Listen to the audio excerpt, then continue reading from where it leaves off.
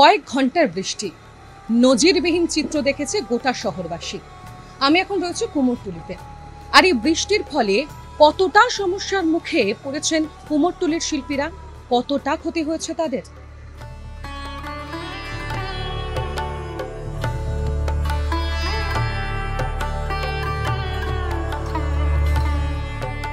বৃষ্টিতে এমনই ব্যাপার যে জল একটু ঢুকবেই ঘরেতে। হ্যাঁ, যার জন্য যতক্ষণ বৃষ্টি হয়েছে আমাদের একটা টেনশন হয়েছে, কারণ ঠাকুরগুলো সব রেডি করা রয়েছে, জলেতে অনেক ক্ষয়ক্ষতি হয়েছে বা প্রত্যেকটা মৃৎশিল্পীর ক্ষতি। কাজে ক্ষতি মানে না আসলে আমাদের কাজটা উঠতো না, এই অবস্থা। কালকে আসতে পারিনি, আমি যেখানে আসল কাজ করি সেখানে যেতে পারিনি।